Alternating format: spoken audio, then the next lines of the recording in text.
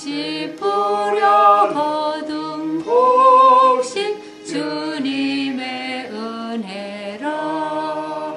우리의 몸과 마음 새 힘이 넘치네. 주 은혜 받은 우리 늘 감사하면서 이의 물 다이오니 다 받아주소서. 온갖 귀한 선물 주님이 주신 것 그 풍성하신 은혜로 다 감사드리자. 오늘은 하나님 제목은 복음의 씨를 뿌리자 이렇게 제목을 잡아봤습니다. 그리고 본문 말씀은 마태복음 13장 1절로 9절 말씀입니다. 마태복음 13장 1절로 9절 말씀 교독하시겠습니다. 마태복음 13장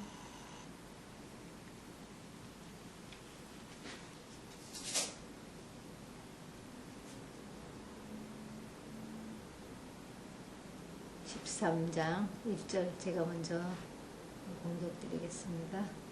그날에 예수께서 집에서 나가사 바닷가에 앉으심에 큰 무리가 그에게로 모여들거늘 예수께서 배에 올라가 앉으시고 온 무리는 해변에 섰더니 예수께서 비유로 여러 가지를 저에게 말씀하여 가라사대 씨를 뿌리는 자가 뿌리러 나가서 뿌릴 새들은 길가에 떨어지며 새들이 와서 먹어버렸고 더러는 흙이 얇은 돌밭에 떨어지며 흙이 깊지 아니하므로 곧 싹이 나오나 해가 돋은 후에 찾아서 뿌리가 없으므로 말랐고 더러는 가시떨기 위에 떨어지며 가시가 자라서 기운을 막았고 더러는 좋은 땅에 떨어지며 혹 100배, 혹 60배, 혹 30배 결실을 하였느니라. 귀 있는 자는 들으라 하시니라. 아멘. 이 말씀은 너무나 잘 아시는 말씀입니다. 너무나 잘 알려진 말씀, 마태, 마가, 누가복음에 다 나와 있는 말씀입니다. 너무 유명하고 잘 알기 때문에 그런 말씀은 다 아마 애울 정도 될 거예요. 이 말씀은 누구나 다 애울 거예요. 네, 이 말씀을 또 오늘 본문으로 잡은 이유는 정말 다 아는 말씀이지만 우리가 너무 실천을 하지 못하고 있는 좀 그런 상황이기 때문에 다시 한번 이 말씀을 우리가 상고하면서 말씀을 순종하고 실천하는 삶을 살기를 바라는 마음으로 이 말씀을 본문을 잡아봤습니다.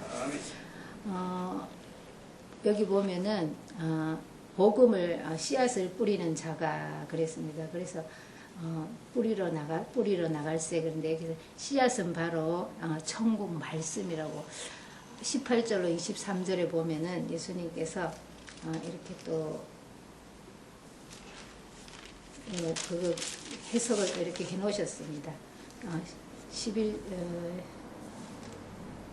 18절에 보면은 그런즉 씨 뿌리는 비유를 들으라. 아무나 천국 말씀을 듣고 깨닫지 못할 때는 악한 자가 와서 그 마음에 뿌리운 것을 빼앗나니 이는 곧 길가에 뿌리운 자요 돌밭에 뿌렸다는 것은 말씀을 듣고 즉시 기쁨으로 받되 그 속에 뿌리가 없어 잠시 견디다가 말씀을 인하여 환난이나 핍박이 일어나는 때는 곧 넘어지는 자요 가시떨기에 뿌리었다는 것은 말씀을 들으나 세상의 염려와 재리의 유혹에 말씀이 막혀 결실치 못하는 자요 좋은 땅에 뿌리었다는 것은 말씀을 듣고 깨닫는 자니 결실하여 혹 100배, 혹 60배, 혹 30배가 되느니라 하시더라.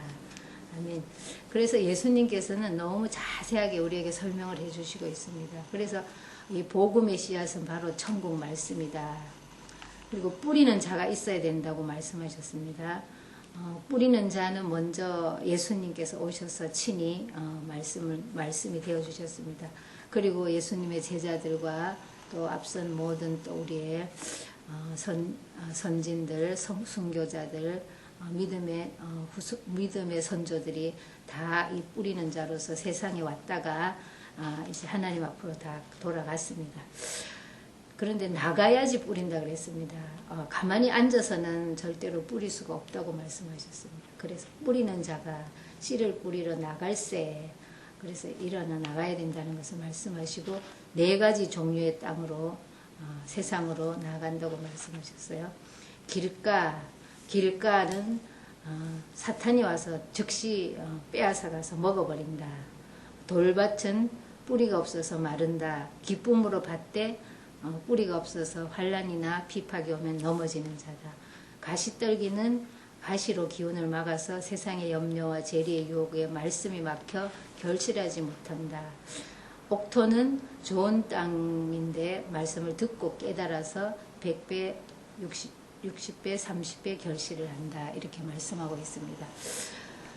그래서 이 토양들을 보면은 그런 생각을 한번 해봤습니다. 이 토양이 교회 안을 말하는 것일까, 교회 밖을 말하는 것일까, 이걸 한번 생각을 해봤는데, 지금 우리 눈에 보이는 교회당, 예배당, 또 모이는 사람, 이 모이는 사람을 북한에서 이렇게 갈라서 하는 건 아닌 것 같아요. 그 갈라서 하는 게 아니고, 또 교회 오는 사람, 안 오는 사람 가른 것이 아니고, 전체적인 이 세상에 있는 사람들의 종류를 말씀하고 계시는 것 같아요. 그래서 이게 우리가 지금 모이는 교회 안에 모이는 사람들 중에도 길과 같이 있을 수 있고, 돌밭이 있을 수 있고, 가시떨기가 있을 수 있고, 옥토가 있을 수 있고, 또 비록 교회는 못 나오지라도 또 이런 또 소유된 이런 땅을 소유한 사람도 있을 것 같아요. 그래서 우리가 이것을 국한 짓지 말고, 예수님 당시에도 사실은 교회는 뭐 이렇게 요즘 같은 이런 교회는 없었죠. 그렇게 국한시키지 말고 우리가 나가서 복음의 씨앗을 뿌릴 때 어디든지 가서 부지런히 뿌리면 꼭 교회에 나오지 않더라도 그 사람이 옥토가 될 수도 있고 가시떨기가 될 수도 있고 또 돌밭이나 길가가 될 수 있기 때문에 우리가 어디든지 이렇게 개의치 아니하고 가서 뿌려야 된다. 복음의 말씀을 뿌려야 된다. 이렇게 깨달았습니다. 그 다음에 복음의 씨를 뿌리는 자의 자세에 대해서 우리가 뿌리는 자의 자세에 대해서 한번 이렇게 생각을 해봤는데요. 첫째는 부지런해야 될 것 같아요. 게으른 사람은 이렇게 절대로 이렇게 복음의 씨앗을 뿌리는데 사용되지 못할 것 같아요. 예수님이나 예수님의 사도들 또 우리 믿음의 선진들을 보면은 다 이렇게 부지런한 삶을 사셨어요.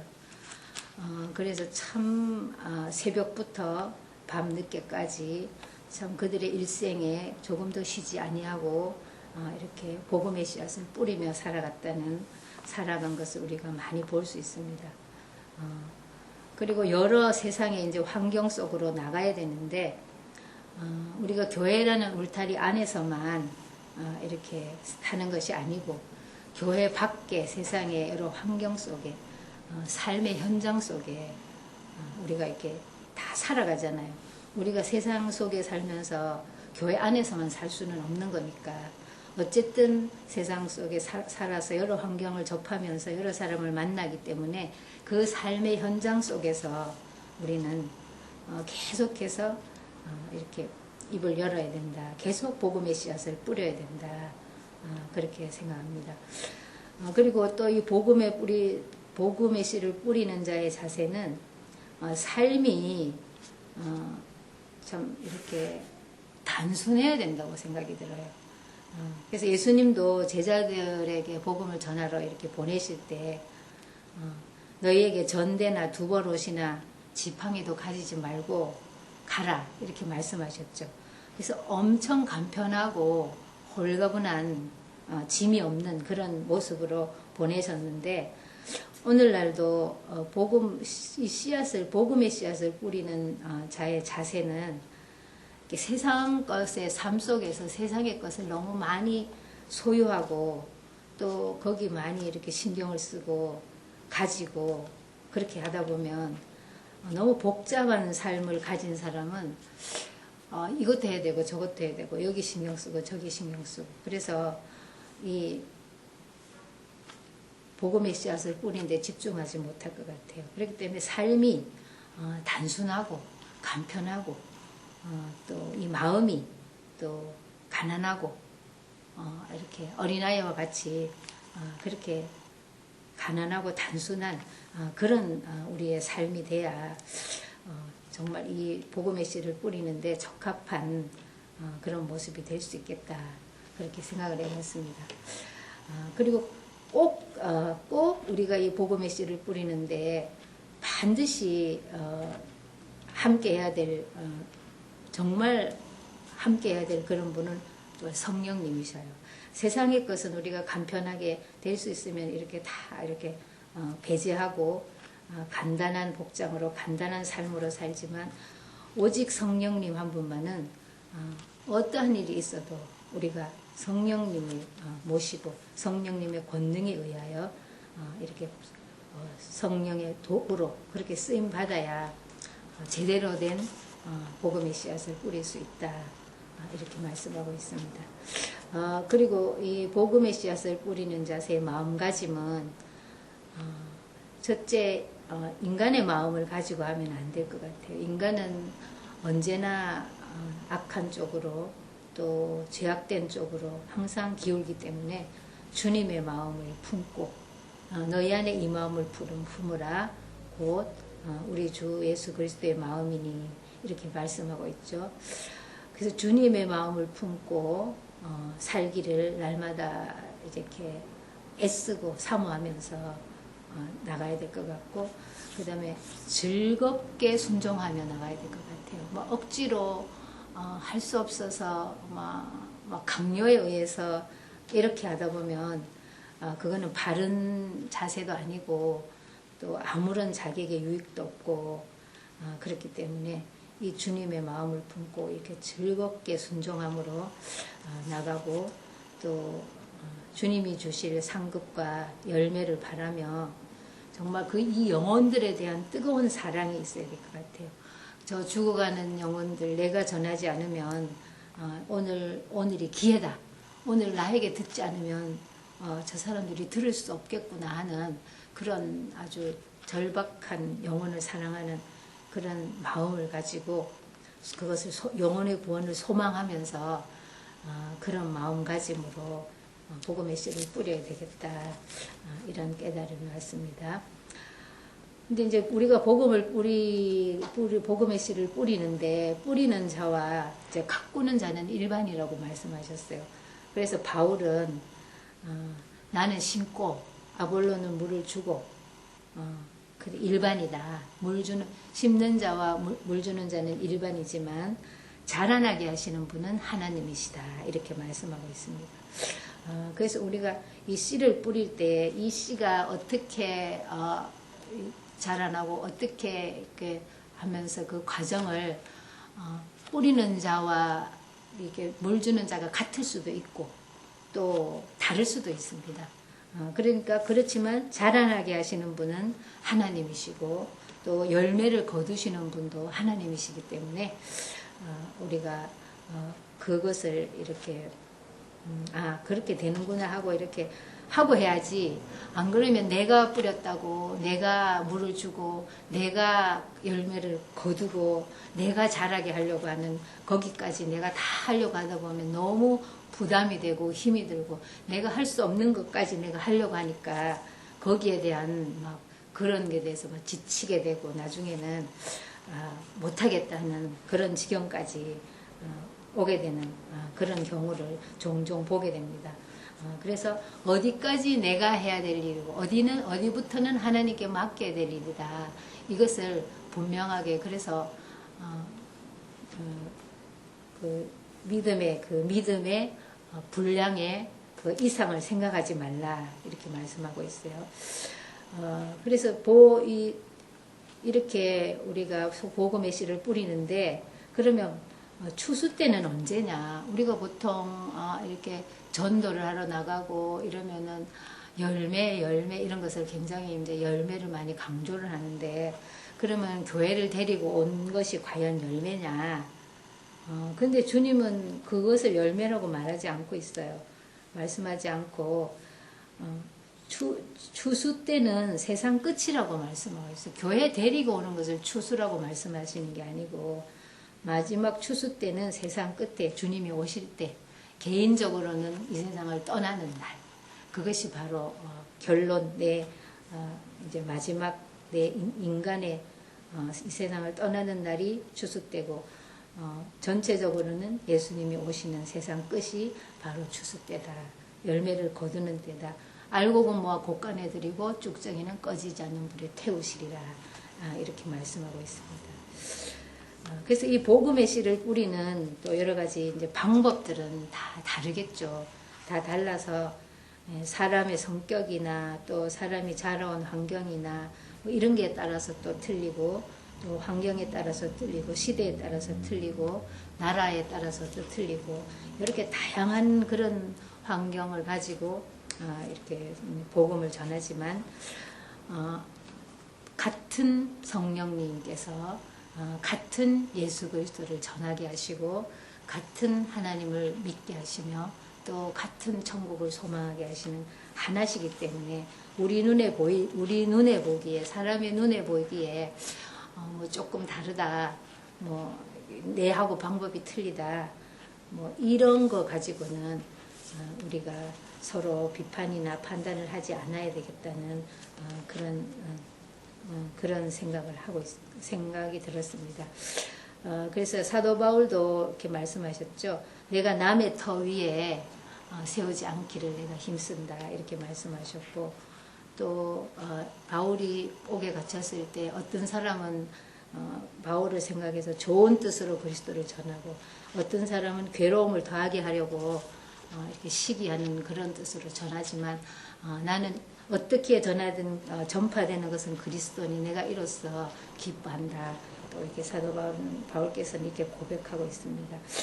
그래서 우리도 이런 마음을 가지고, 저 사람이 전하는 방법, 이 사람이 전하는 방법에 대해서 우리가 인간적으로 너무 판단하지 말고, 성령님께서 하신다면, 성령님께 이끌림 받는다면 그것을 언제나 중점적으로 바라보면서 이렇게 서로 검론하고, 또 위로할 것은 위로하고, 도와줄 것은 도와주면서 그렇게 복음의 씨앗을 열심히 뿌려야 되겠다, 이런 깨달음을 깨달았습니다. 그러면 복음의 씨는 언제까지 뿌리고 언제 끝이 나느냐? 그죠? 우리가 이렇게 열심히 전도를 하다가도 때로는 또 쉬기도 하고, 때로는 또 잠깐씩 이렇게 뒤로 처지기도 하고 주저앉기도 하고 이러는데, 어쨌든 간에 다시 우리는 복음의 이 씨앗을 뿌리는 일을 우리가 사는 동안에, 우리가 생명이 있는 동안에 계속해야 된다고 생각합니다. 그래서 우리가 이 땅에 살아있는 이유와 목적이 전도하기 위해서, 이 복음의 씨앗을 뿌리기 위해서, 내 대해서, 내가 눈에 보이는 데 대해서 뭐 이렇게 잘하는 게 보이지 않고, 싹이 나는 게 보이지 않고, 자라는 모습이나 익어가는 모습이 보이지 않는다 할지라도, 복음의 씨앗은 우리가 살아있는 동안 계속해서 쉬지 말고 뿌려야 된다, 이렇게 생각하고요. 그렇기 때문에 이 씨앗을 심지 않으면 열매를 거둘 수가 없습니다. 그것은 뭐 어린 아이도 알고, 불변의 진리, 그거는 불변의 진리입니다. 그래서 하나님께서도 이렇게 해마다 봄이 되면 씨를 뿌리고 가을이 되면 추수하는 이런 것을 통해서 우리 인생의 마지막에 우리가 또 인생의 그 열매를 거두는 것에 대해서 해마다 보여주십니다. 그래서 그 깨달으라고. 그래서 우리가 해마다 이거를 깨달으면서, 저도 이제 한 59년, 이제 내년이면 60년인데 60년 동안 그거를 보면서도 정말 이 인생에 대해서 내가 하나님 앞에서 복음의 씨앗을 뿌리고, 또 내가 씨앗이 되고, 내가 또 하나님 앞에 열매를 거두는 이런 데 대해서 얼마나 깊이 생각을 하고 있고, 또 다른 사람들은 얼마나 깊이 생각을 하고 있을까. 하나님은 이렇게 끊임없이 해마다 이것을 우리에게 깨우쳐 주시려고 이렇게 보여주시는데 참 미련한 인생임을 고백하지 않을 수 없습니다.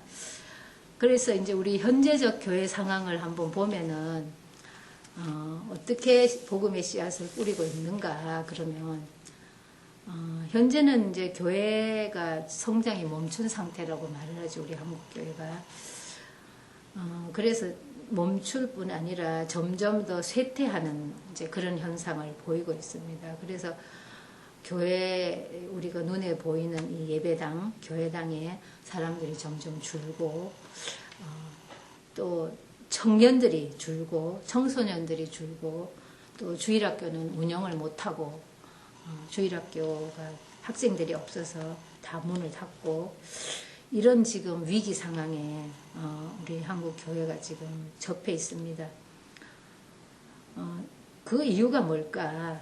그 이유는 한마디로 말하면 복음의 씨앗을 우리가 뿌리지 않았기 때문이라고 말할 수 있겠습니다. 사실 요즘 이제 우리 세대에 이렇게 교회가 성장해서 많은 교회들이 이제 이렇게 세워지고 또 교회를 크게 짓고 막 이렇게 성장하는 그런 거는 우리 한국 교회 초창기 때 또 5, 60년대에 뿌린 그 복음의 씨앗들, 어린 아이들에게 심겨준, 특별히 이제 어린 아이들에게 심겨준 그 복음의 씨앗들이 이제 자라서 교회 성장하는 원동력이 되고 이게 교회로 모여들어서 그게 자라는 그 성장의 원동력이 되어서 이렇게 성장을 했는데 그 성장한 오는 교인들만 관리하고 거기에 치중하다가 정말 이 복음의 씨앗을 뿌리는 후손들에게 어린아이들에게 후대들에게 씨앗을 뿌리는 여기에 집중하지 않고 거의 뭐 교회에서 전도라는 거는 그냥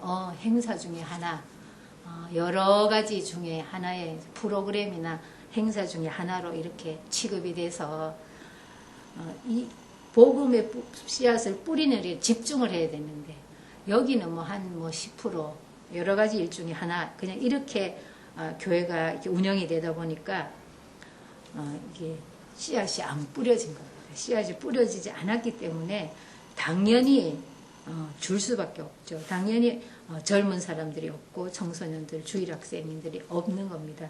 이거는 불변의 진리죠. 씨앗도 안 심었는데 어떻게 또 그것을 거두기를 바라겠습니까? 대표적인 예가 우리 교회 큰 실수가 뭐냐면 이제 성교원을 우리가 어린이집으로 성교원을 어린이집으로 변환을 하면서 그게 어쨌든 성교원 우리 아이들이 지금 30대 중반 후반인데 그때만 해도 성교원이 참 이렇게 있었어요. 교회마다 성교원을 해가지고 아이들에게 어려서 그 어린 그 시기에 그 유치원 이하 어린이집 다리는 3살, 4살, 5살, 6살 요 시기가 가장 인생에 있어서 가장 정말 그 순수하고 잘 받아들이는 많은 것을 흡수하는 그런 시기인데 그런 시기에 성교원을 통해서 어린아이들이 가서 계속 하나님 말씀으로 듣고 예배하고 찬양하고 계속 이렇게 그 훈련되고 그런 아이들이 그렇게 했는데 이것이 정부에서 이제 보조해 준다는 그런 명목 아래 그 정부 보조금에 그냥 뭐라케 하나 눈이 멀었다 하나 그냥 거기에 그냥 쏠려가지고 어린이집으로 전부 성교원이 다 전환을 하면서 이 어린이집을 운영하면 뭐 계속해서 그렇게 할 수 있을 것이다라는 그런 생각은 했었겠죠. 뭐 이게 이렇게 함으로써 이게 복음을 못 전하게 되는 이런 그게 된다고 생각을 했다면 아마 좀 생각을 했었겠지만 뭐 그런 저런 생각 없이 뭐 어린이집으로 가도 뭐 여전히 우리는 뭐 이렇게 교회에서 하는 거니까 할 수 있을 것이다는 아마 그런 생각을 많이 했던 것 같습니다. 그런데 정부에서 지원을 하는 거기 때문에 일체 종교적인 행위나 이런 것들은 금지를 하고 이렇게 규제가 너무나 이렇게 심하고 점점 그런 것이 이제 완전히 심하다 보니까 어린이집은 이제 뭐 교회하고는 영 상관이 없는 이제 그런 어쩌다 한 번씩 뭐 예배 드리는 것은 가능할지 몰라도 뭐 이제 프로그램에 뭐 하나님 말씀을 뭐 공부한다든지 뭐 암송대회를 한다든지 뭐 이런 데 대해서는 전혀 하지 못하는 세상적인 그런 것에 치우쳐 버렸습니다. 그래서 지금 어린 아이들에게 지금도 그때부터 지금까지 전도할 수 있는 복음의 씨앗을 심겨줄 수 있는 방법이 없어요.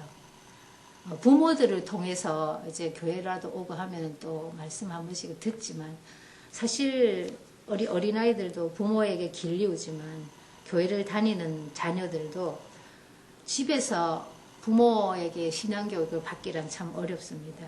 어린이집 가야지 또 뭐 어디 가야지. 그래서 참 이 너무나 좋은 그 기회를 우리가 참 잃어버렸다. 사단에게 빼앗겼다 하는 그런 안타까움이 있습니다. 그래서 지금도 이 어떻게 하면 어린아이들에게 정말 복음을 전할까. 몇 년 전만 해도 한 3년 전만 해도 학교 앞에서도 전도하고 또 공원이나 길거리 이런 데서 아이들 만나서 복음 전하고 영적 기도도 시키고 또 이렇게 하면 그때만 해도 참 아이들이 이 예수님을 모르는 사람의 애들이 너무너무 많았습니다. 그래서 이렇게 전하면 예수님을 전하면 참 잘 받아들이고 이렇게 참 했는데 점점 가면 갈수록 지금은 길거리에서 아이들을 만나지를 못해요. 혹시 만나더라도 붙잡고 이야기를 못합니다.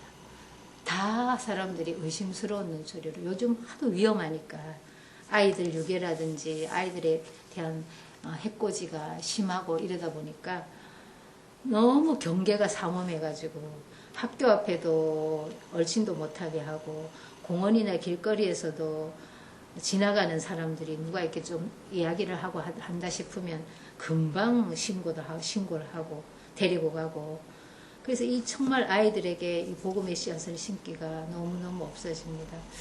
그래서 정말 안타까운 일이 아닐 수 없어요.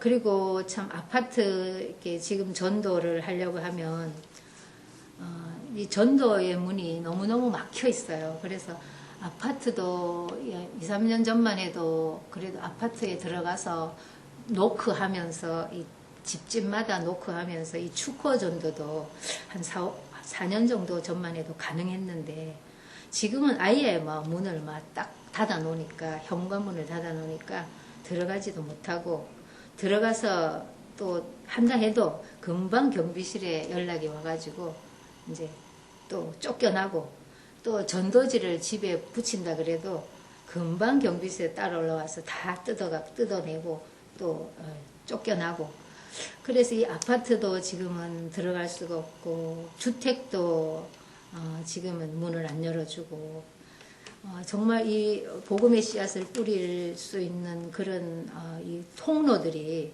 점점 막혀가고 있어요. 그래서 이제 저희들은 지금 하는 것이 빌립전도 연구소에서 이제 유일하게 사람을 만나는 곳은 이제 시장에도 노방은 사람들이 좀 다니기는 해도 거의 전도지를 안 받습니다. 노방에서는. 전도지를 안 받기 때문에 노방에서 할 때는 그냥 말로 그냥 어쨌든 지나가면서 한마디라도 들으라고 이렇게 말로 이렇게 복음을 외치고 그렇게 하는데 이제 상점이나 이제 식당, 병원 이런 이제 그 상업을 하는 그런 가게 같은 데는 이제 들어가죠. 그래서 이제 지난번에도 말씀드렸지만 이 광고 전도지를 사용해 갖고 이 광고 전도지를 주면서 이제 그 가게의 복을 빌어주니까 가게의 복을 빌어주고 또 예수님의 이름의 복 그것을 빌어주고 예수님을 전하니까 그래도 복을 빌어주니까 이 사람들이 거부 반응이 별로 없이 그래도 다 이렇게 잘 받고 그나마 이제 이렇게 한마디 외치고 한마디 선포하고 나오는 그 말씀도 이 사람들이 듣습니다. 그래서 지금으로서는 정말 이 상점을 통해서 사람들을 만날 수 있는 유일한 통로가 된다고 생각하고요. 글쎄 그 외에는 뭐가 또 있는지 아직도 모르겠습니다. 근데 지금은 상점을 통해서 지금 그렇게 하니까 참 가장 이제 이렇게 사람을 만나기가 좋습니다. 그리고 전도지 함에다 편지함에다가 이제 또 꽂기도 합니다. 그래서 이렇게 광고 전도지를 가가호호 이제 편지함에다가 주택이나 아파트도 들어가는 데는 하고 못 들어가는 데는 못 하고 빌라나 또 원룸이나 이런 데 다니면서 전도지를 편지함에도 꼽는데 사람들이 뭐 버려지는 게 많다고 사람들이 요즘 전도지를 안 하잖아요. 그렇지만 이렇게 거기 꼽는 것까지는 우리가 해야 될 의무라고 생각합니다.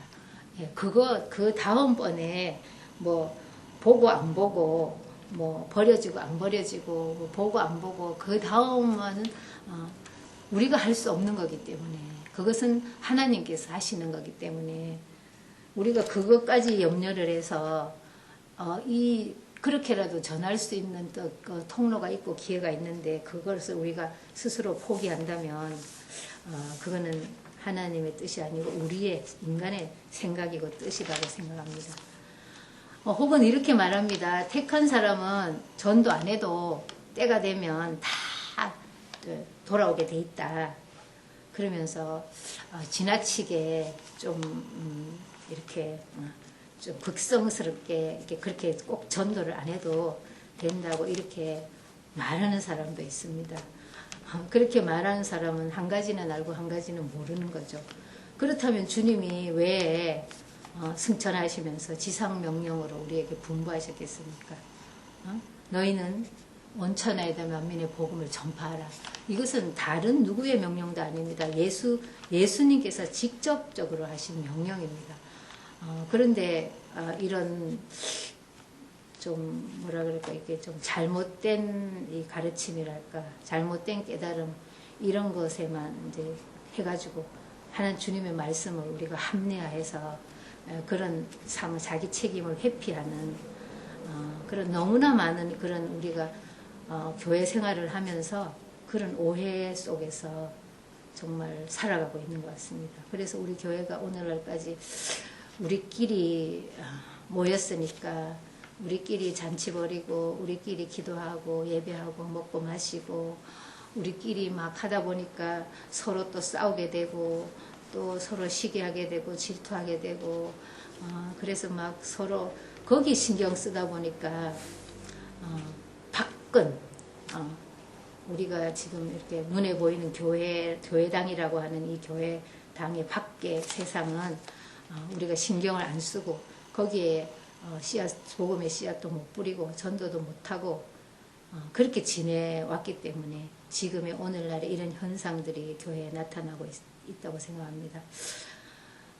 그렇게 하는 동안에 세상은 온통 사탄의 그 계획적인 철두철미한 전략 속에서 점점 더 어둠으로 몰아가고 사람을 점점 더 종을 삼아서 노예를 삼아서 자기 하나님의 자녀를 자기의 사탄의 자녀로 속여가지고 이렇게 후려치면서 고통 주면서 이렇게 부려먹고 이렇게 멸망시키려는 이러한 사탄의 전략 속에 정말 지금은 이렇게 세상이 너무너무 정말 말할 수 없는 그런 악함 속에 우리가 처해 있습니다.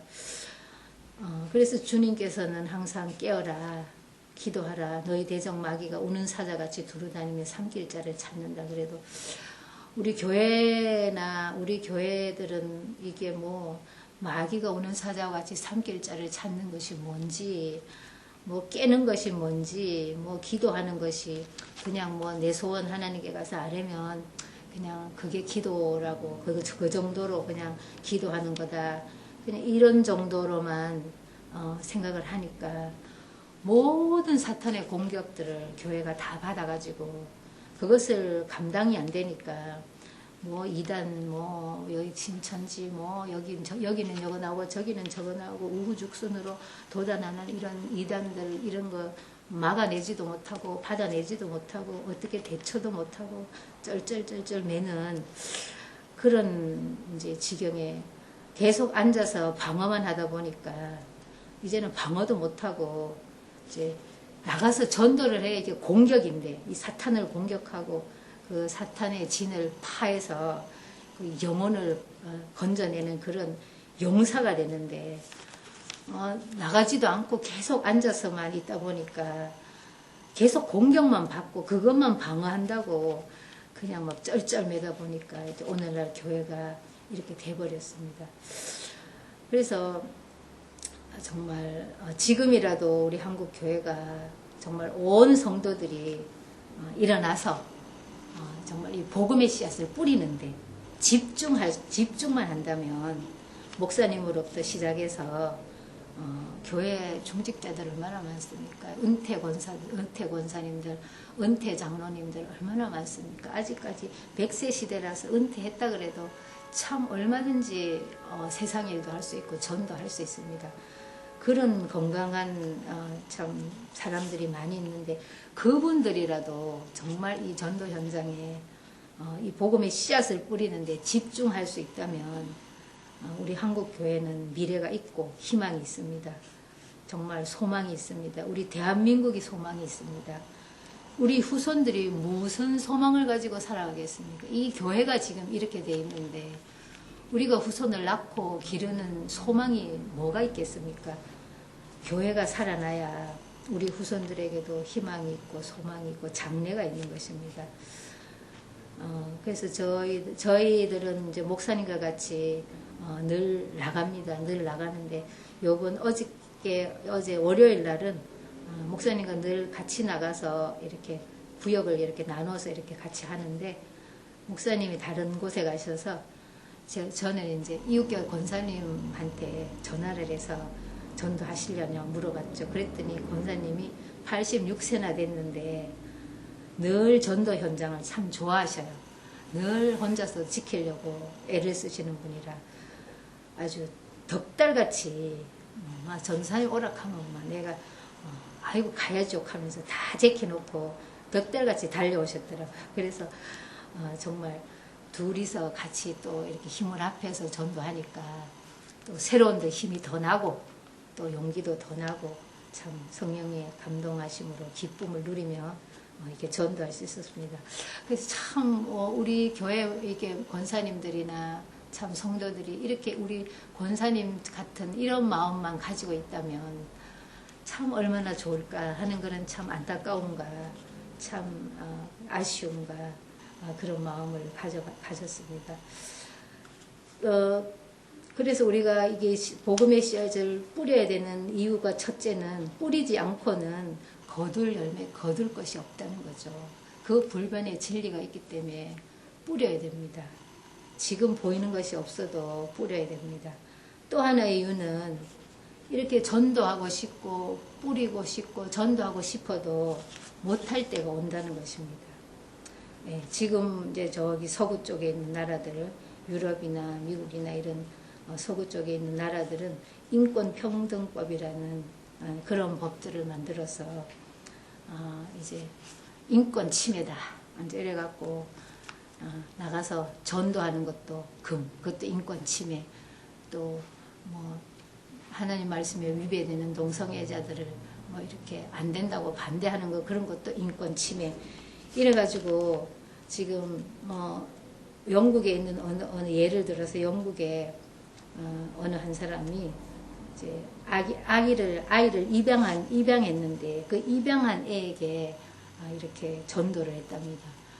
그래서 이제 조금 아주 어린 애는 아니고 조금 컸는 모양이에요. 그래서 전도를 해서 그 애 스스로 참 이렇게 복음을 받고 이제 교회를 가고 예수님을 믿게 됐는데 나라에서 그것도 인권평등법에 위반된다 이래가지고 법에 조촉되게 해서 아이를 이제 빼앗아가고 벌금을 물고 아이를 빼앗아갔다.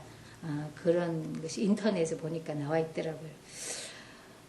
그래서 이렇게 전도 못하게 하는 이런 인권 평등법이 우리 한국에도 현재 인권보호법 이래가지고 서울시장에 의해서 서울 박원순 시장에 의해서 2014년도라든가 3년도 그때 벌써 이렇게 발의가 돼 있답니다. 발의가 돼 있어서 국회에 발의가 돼 있어서 한번 이렇게 하다가 이제 무산돼 가지고 안 되고 통과가 안 돼서 넘어갔는데 지금 계류 중에 있답니다. 계류 중에 있기 때문에 이제 그거는 언제라도 이제 뭐 시간이 뭐 얼마나 걸리냐가 문제지 통과되는 것은 이제 시간 문제가 아니겠습니까? 그러면은 이제 예수님이 구원이 예수님만이 길이요 진리요 생명입니다. 예수님 믿고 믿어야 구원받습니다. 이렇게 전도하는 것까지 다 인권법, 평등법에 저촉이 되기 때문에 다 벌금을 물든지 아니면은 뭐 감옥에 가든지 그래서 이게 노방전도나 뭐 어디라도 이렇게 전도를 아무리 하고 싶어도 못하게 하는 그런 핍박하는 시대가 곧 온다는 것입니다. 그렇기 때문에 지금 이렇게 그래도 지금 우리나라는 얼마나 전도하기 좋습니까?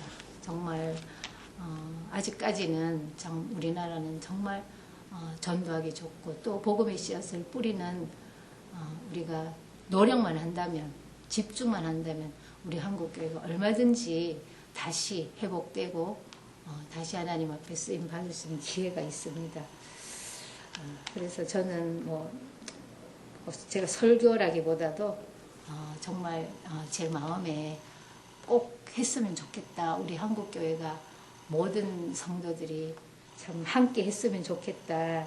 그런 간절한 바람으로 저희들이 하고 있는 이 광고 전도지를 가지고라도 광고 전도지를 가지고 이렇게 하니까 좋다.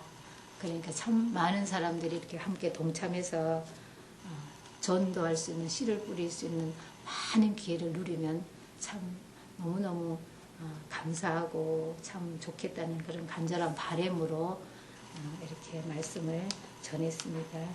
우리 지금 기회 있을 때 모두 일어나서 복음의 씨앗을 뿌리십시다. 할렐루야. 아멘. 저 수많은 영혼들을 아버지 안에 우리 한국교회가 책임을 지고 끌어안을 수 있는 아버지 그러한 날이 속히 올 수 있도록 도와주시옵시고 기회를 놓치고 때를 놓치고 슬피 울며 참으로 이를 가는 일이 없도록 도와주시옵소서. 하나님 주님께서 은혜 베풀어 주시기를 간절히 소망하며 예수님의 이름으로 간절히 기도드립니다. 아멘.